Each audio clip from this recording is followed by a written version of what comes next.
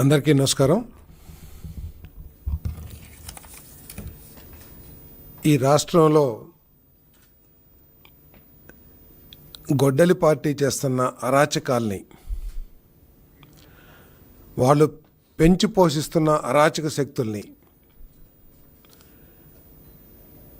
వాళ్ళు ఈ రాష్ట్రంలో కలిగిస్తున్న అలజడిని చూసి శాంతిని కాంక్షించే ప్రజలు, రాష్ట్ర అభివృద్ధిని కాంక్షించే ప్రజలందరూ కూడా ఏమైపోతుంది రాష్ట్రానికి, ఈ పార్టీని తరిమి కొట్టాలి అని చెప్పేసి ఆలోచించే పరిస్థితికి వచ్చారని చెప్పేసి మనం చేస్తాను. ఒక పక్క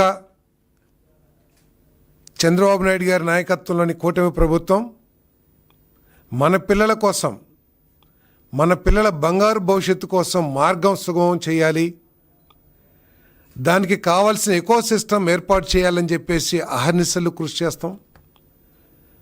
ఇంకో పక్క ప్రతిపక్షంగా చెప్పబడే గొడ్డలి పార్టీ వైఎస్ఆర్సీపీ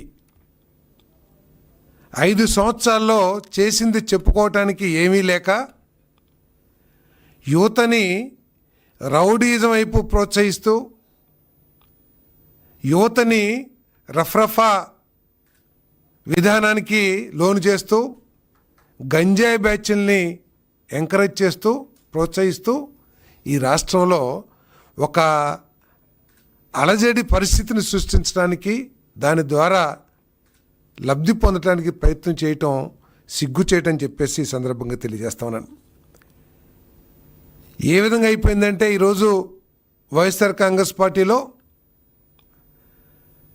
ప్రజలకు సేవ చేయటం కాదు, జనరల్గా ఏంటంటే మనం చాలా సంవత్సరాల నుంచి చూస్తూ ఉన్నాం, ఏ రాజకీయ పార్టీలైనా సరే సమాజంలో ఎవరు ప్రజల కోసం కష్టపడతారో, ప్రజలకి మంచి చేయడానికి తాపత్రయపడతారో అటువంటి వాళ్ళు ప్రోత్సహించి వాళ్ళని రాజకీయ నాయకులుగా తీర్చిదిద్దే వాతావరణం ఇన్ని దశాబ్దాలు కూడా మనం ఈ దేశంలో, ఈ రాష్ట్రంలో, మన ఆంధ్రప్రదేశ్ రాష్ట్రంలో చూసాం.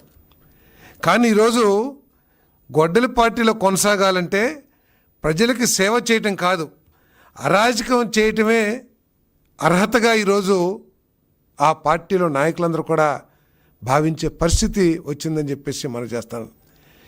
ఈరోజు జగన్మోహన్ రెడ్డి గారి దృష్టి ఆకర్షించాలంటే అరాచకాలు సృష్టించి, చట్ట వ్యతిరేక కార్యక్రమాలు చేసి, విధ్వంసాలని, కులాల మధ్య తగాదాలని ప్రోత్సహించి సమాజంలో ఒక చీలిక తీసుకొచ్చే వాళ్ళే గుర్తింపు పొందే పరిస్థితి ఈరోజు ఆ పార్టీలో ఉందని చెప్పేసి నేను మనం చేస్తాను. నేరాలు చేస్తారు, ఘోరాలు చేస్తారు.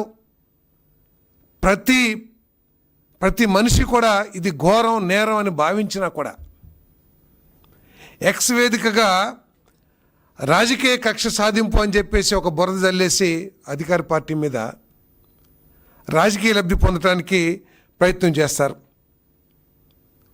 అసలు అక్కడ ఏం జరిగింది, అది కరెక్టా కాదా అనే వివక్షత లేకోకుండా, విచక్షణ జ్ఞానం లేకోకుండా, మన పార్టీ వాడు ఏం చేసినా సరే అది ఒప్పే అని చెప్పేసే విధంగా ఎక్స్ వేదికగా చేసుకుని రాజకీయ కక్ష అని చెప్పేసి తప్పించుకోవటానికి, రాజకీయ కక్ష సాధింపు చేస్తున్నారని తప్పించుకోవడానికి ప్రయత్నం చేస్తున్నారని చెప్పేసి మనం చేస్తాం. తప్పు చేసి దొరికిపోయాక బాధితుడిగా ఒక గుర్తింపు తీసుకొచ్చి, ప్రజల్ని బాధితుడు గుర్తింపు తీసుకొచ్చి ప్రజల్ని మళ్ళీ మోసం చేయటానికి ప్రయత్నం చేయటం, ఇది చాలా ఘోరమైన పరిస్థితి రాష్ట్రంలో ఈ వైఎస్ఆర్సీపీ మూలంగా మరి జరుగుతుందని చెప్పేసి మనం చేస్తాను. వాళ్ళు ఎన్ని డ్రామాలు వేసినా, ఎన్ని నాటకాలు వేసినా, ఎంతో అనుభవజ్ఞం కలిగిన చంద్రబాబు నాయుడు గారి నాయకత్వంలో ఇటువంటి అరాచక శక్తుల్ని కోకటి వేళ్లతో పెకిలించి వేస్తా, చట్టం తన పని తాను చేసుకుపోతుందని చెప్పేసి కూడా ఈ సందర్భంగా తెలియజేస్తూ, మొన్న శ్రీకాకుళం జిల్లాలో ఒక అలజడి, అంటే ఈ పార్టీకి రోజు ఏదో ఒక అలజడి వాతావరణం ఉంటే కానీ ఆయన నిద్రపోడేమో అనిపిస్తూ ఉంది. మొన్న ఒక పేదవాడు, నిరుపేదవాడు, గొర్రెల కాపరి, ప్రపంచంలో దేశాలన్నీ కూడా సగటు వయసును ఏ విధంగా పెంచాలి అని చెప్పేసి రీసెర్చ్ అంతా జరుగుతూ ఉంటే కొన్ని దేశాల్లో 80 సంవత్సరాలు లైఫ్ స్పాన్ ఉంది, కొన్ని దేశాల్లో 70 సంవత్సరాలు ఉంది. దీన్ని ఇంకా ఏ విధంగా పెంచాలని చెప్పేసి ప్రతి ఒక్కళ్ళు రీసెర్చ్ చేస్తూ ఉంటే, ఇక్కడ మాత్రం జగన్మోహన్ రెడ్డి గారికి పేదవాడు 44 సంవత్సరాలు బతికితే చాలు, 44 సంవత్సరాలకు చనిపోతే ఏమైపోయిద్ది అనే భావన ప్రకటించాడంటే ఆ వ్యక్తి యొక్క మానసిక పరిస్థితి ఏమిటి, ఆలోచన పరిస్థితి ఏమిటో కూడా ఒకసారి ఆలోచించామని చెప్పేసి మనం చేస్తాం. ఆ నాయకుడికి పేదవాడి ప్రాణం పట్ల ఉన్న విలువ ఏంటో కూడా ఈ రాష్ట్రంలోని పేదవాళ్ళందరూ కూడా ఆలోచించాలని చెప్పేసి కూడా నేను మనం చేస్తాను. మళ్ళీ నిన్న సాక్షాత్తు వైఎస్ఆర్ కాంగ్రెస్ పార్టీ ఎమ్మెల్యే ఇద్దరు వ్యక్తులు, ఒకళ్ళు తెలుగుదేశం పార్టీ, తర్వాత ఇంకొకళ్ళు వైఎస్ఆర్సీపీ పార్టీ. వైఎస్ఆర్సీపీ శాసనసభ్యుడు అక్కడ చేస్తున్న అక్రమ క్వారీయింగ్కి సంబంధించి టెలిఫోన్లో ఒక వివాదం జరిగితే చట్టం అంటే భయం లేకోకుండా సమాజంలో చీకొడతారని కూడా ఆలోచన లేకోకుండా సాక్షాత్తు శాసనసభ్యుడే వెళ్ళి ఒక పేద కుటుంబం మీద, ఒక దళితుడు కుటుంబం మీద, ఒక బలహీన వర్గం వాడి కుటుంబం మీద ఏ విధంగా దౌర్జన్యం చేశారు ఈరోజు ప్రజలందరూ కూడా ఆలోచించాల్సిన అవసరం ఉందని చెప్పేసి మనం చేస్తాను. ఒక శాసనసభ్యుడు తన మోకలతో, తన రౌడీ గ్యాంగులతో వెళ్ళి ఒక దళితుడి ఇంటి మీద, ఒక బలహీన వర్గాడి ఇంటి మీద పడితే ఆ బలహీనుడు, ఆ దళితుడు వాళ్ళని అడ్డుకోగలరా, వాళ్ళ నుంచి తప్పించుకోగలరా అని చెప్పేసి నేను ప్రశ్నిస్తా ఉన్నాను. అంటే మీ అధికారాన్ని, మీ బలాన్ని, మీ అహంకారాన్ని దళితుల్ని, బలహీన వర్గాల మీద చూపించి పెత్తనం చేస్తానికి ప్రయత్నం చేస్తున్నారని చెప్పేసి కూడా నేను అడుగుతా ఉన్నాను. నేను శ్రీకాకుళంలో మొన్న ఒక దుశ్శాసన పర్వం, ఒక మహిళా ఎస్ఐని తనను తాను రక్షించుకోవాల్సిన పరిస్థితి వైఎస్ఆర్ కాంగ్రెస్ పార్టీ కలిగించింది. ఒక మహిళా సిఐని ఏ విధంగా తమ నీచమైన ప్రవృత్తితో ఏ విధంగా మహిళా సిఐని అవమానం చేశారో, ఇబ్బంది పెట్టారో మనందరం కూడా చూసాం. మళ్ళీ కర్నూలు జిల్లాలో మళ్ళొక దుశ్శాసన పర్వం, సాక్షాత్తు శాసనసభ్యుడు మోక వెళ్ళి దళితుడింట్లో వంట చేసుకుంటున్న ఆ సోదరిని, దళిత సోదరిని బట్టలు చింపి ఏ విధంగా నీచాతి ఘోరానికి పాల్పడ్డారో ఒకసారి ప్రజలందరూ కూడా అర్థం చేసుకోవాలని చెప్పేసి మనం చేస్తాను. ఒక పేపర్ రాస్తుంది ఎమ్మెల్యే గారి తమ్ముడి చేతికి ఏదో ఫ్రాక్చర్ జరిగిందని. అయ్యా, నేను ఒకటి మనవి చేస్తా ఉన్నాను, అది మీరు చేసిన దుశ్శాసన పర్వం మూలంగానే ఏం జరిగిందో అక్కడ పోలీసులు తప్పకుండా చర్య తీసుకుంటారు.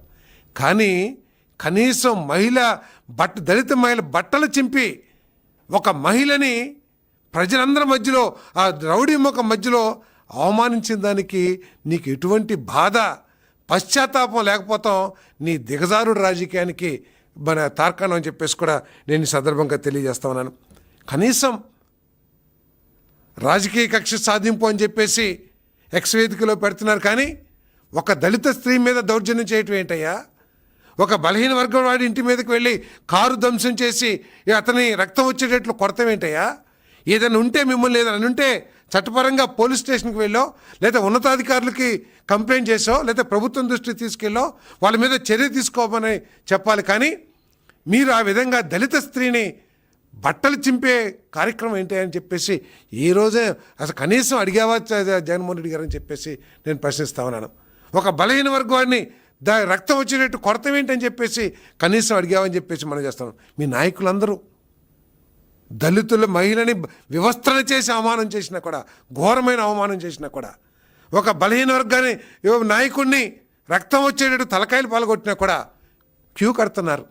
ఎమ్మెల్యేలు, నాయకులు అందరూ కూడా ఆ ఎమ్మెల్యే గారికి ఏదో దౌర్జన్యం, అన్యాయం జరిగిపోయిందని చెప్పేసి, ఇది సబబా అని చెప్పేసి ప్రజలందరూ కూడా ఆలోచించాల్సిన అవసరం ఉందని చెప్పేసి మనం చేస్తాను. నేను మరొక శాసనసభ్యుడు నియోజకవర్గంలో ప్రశాంత వాతావరణం తీసుకురావడానికి, వర్గాల మధ్య గొడవ లేకోకుండా అందరూ కలిసిమెలిసి ఉండే విధంగా వాతావరణాన్ని ప్రోత్సహించాల్సిన వ్యక్తి ఒక దుశ్శాసనుడిలా వెళ్ళి ఒక మహిళని బట్టలు చించే పరిస్థితిని తీసుకొచ్చాడంటే, ఒక బలహీన వర్గం తలకాయ పలగొట్టే పరిస్థితి తీసుకొచ్చాడంటే ఏంటి అని చెప్పేసి సమాజం అంతా కూడా ఆలోచించాలని చెప్పేసి కూడా నేను మనవి చేస్తాను. మరి ఇదంతా కూడా ఒక పక్కన పెడితే ఆ పార్టీ నాయకుడు కనీసం స్పందించకపోవటం అనేది దౌర్భాగ్యం అని చెప్పేసి కూడా ఈ సందర్భంగా తెలియజేస్తాను. ఒక మహిళని వివస్త్రం చేస్తే దాని గురించి ఆడకూతురు దుస్తులు చింపేంతటి ఘోరమైన కార్యక్రమం చేస్తే దాన్ని ప్రశ్నించుకోకుండా మరి ఇంకా అతనికి ఏదో బాధితుడిగా ఎమ్మెల్యేని చూపిస్తున్నాడంటే మరి జగన్మోహన్ రెడ్డి గారి యొక్క వ్యక్తిత్వము ఎటువంటి సమాజాన్ని తయారు చేయాలనుకుంటున్నాడో కూడా ఒకసారి ఆలోచించేయమని చెప్పేసి మనం చేస్తాను. అంతేకాదు ఈ గొడ్డల పార్టీ నైజం ఏంటో కూడా ఒకసారి అందరూ కూడా ఆలోచించాలి.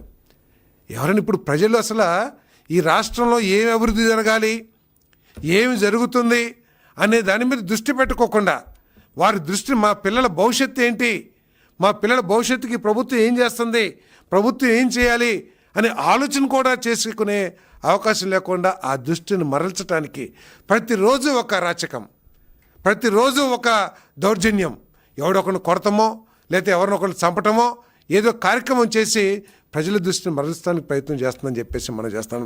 ఒకళ్ళు కిడ్నాప్ చేస్తారు వైసీపీ నాయకులు, ఇంకొకళ్ళు సాక్ష్యాల్ని తారుమారు చేస్తారు, ఇంకొకళ్ళు మహిళా ఎస్ఐని నీచంగా అవమానం చేస్తారు ప్రజల మధ్యలో, ఇంకొకళ్ళు సొంత చెల్లి అయినా కూడా అసభ్యంగా మాట్లాడి మహిళా లోకానికే అవమానం చేసేటట్టు చేస్తారు. అయినా కూడా నాయకుడి దగ్గర నుంచి స్పందన ఏ ఉండదని చెప్పేసి మనం చేస్తాను. ఇంకొకళ్ళు మహిళా హోంమంత్రిని నాయకులు ఏదో కార్యకర్త రోడ్డు మీద ఏదో మాట్లాడంటే ఒకటి, నాయకుడు మంత్రిగా చేసిన వ్యక్తులు ఆ స్థాయి వ్యక్తులు కూడా ఒక మహిళా హోమ్ మినిస్టర్ని ఇష్టం వచ్చేట్టు మాట్లాడతారు. మనందరం కూడా గౌరవించుకోవాల్సిన పదవి ముఖ్యమంత్రి పదవి. ఆ ముఖ్యమంత్రి స్థానంలో ఎవరున్నా కూడా ఆ స్థానానికి మనందరం కూడా గౌరవించాలి, ఏ పార్టీ అయినా సరే. ముఖ్యమంత్రి గారిని ఇష్టం వచ్చినట్టు బూతులతో తిడతారు, దళిత వాడల్లో ఇళ్లలోకి చొరబడి మహిళల్ని కించపరిచి మహిళలు బట్టలు చించే స్థాయికి దిగజారుతారు. అయినా కూడా ఆ నాయకుడి నుంచి స్పందన కానీ లేదు, ఇటువంటి అరాచకాలను ఆపపోతే మీ మీద చర్యలు తీసుకుంటానని చెప్పేసి ఎక్కడా మాట్లాడరు. మరి ఘోరంగా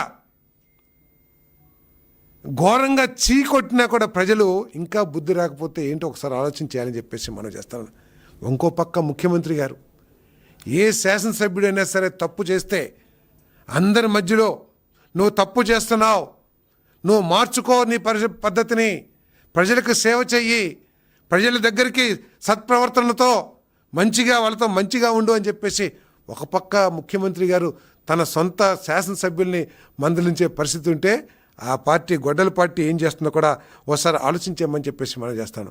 ఇదే అవకాశంగా తీసుకుని జగన్మోహన్ రెడ్డి గారి ఆలోచన విధానాన్ని, ఆయన నైజాన్ని ఆసరాగా చేసుకుని వైఎస్ఆర్సీపీ మోకలన్నీ కూడా రెచ్చిపోతున్నాయి. చట్టాన్ని గౌరవించుకోకుండా ఏం చేసినా మాకు బాధ లేదు, మా నాయకుడు ఉన్నాడు, మా నాయకుడు వెనకాలేసుకొస్తాడని చెప్పేసి మరి గొడవలు రేపటమే నైజంగా మార్చుకుంది వైఎస్ఆర్సీపీ అని చెప్పేసి కూడా నేను ఈ సందర్భంగా మనం చేస్తాను.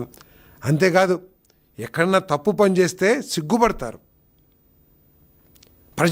తప్పు చేసి ప్రజల్లోకి వెళ్ళాలంటే చీ కొడతారని తలదించుకుని వెళ్తారు. మహిళలు బట్టలు చించినా, మహిళల్ని నీచంగా అవమానించినా అదొక మెడల్గా భావించి వాళ్ళంతా కూడా పెట్టరేగిపోతున్నారు ఈ సమాజాన్ని పాడు చేయటానికి అని చెప్పేసి కూడా నేను ఈ సందర్భంగా తెలియజేస్తా ఉన్నాను. మరి అంతేకాదు వాళ్ళేమో దౌర్జన్యాలు చేస్తారు, కిడ్నాపులు చేస్తారు, లేకపోతే అరాచక శక్తుల్ని పెంచి పోషిస్తారు, గంజాయి బ్యాచ్ల్ని లేకపోతే క్రిమినలైజేషన్ చేస్తూ ఉంటారు. అటువంటి శక్తుల మీద చట్టపరంగా చర్యలు తీసుకుంటే, వాళ్ళు చేసిన తప్పులు ప్రజల కళ్ళకి కట్టినట్టు కనపడుతున్నప్పుడు పోలీసులు చర్యలు తీసుకుంటే ఈ కూటమి ప్రభుత్వం ప్రతిపక్షం మీద దాడి చేస్తుంది, రాజకీయ కక్షలకి తెగబడుతుంది అని చెప్పేసి ఒక మాట మాట్లాడేసి తప్పించుకోవడానికి ప్రయత్నం చేయటం ఈ ప్రజలందరూ కూడా ఆలోచించాలి.